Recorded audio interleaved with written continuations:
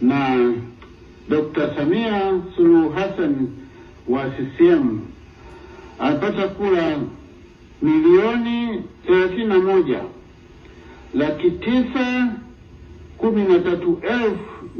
1,913,866 sawa na 97.66.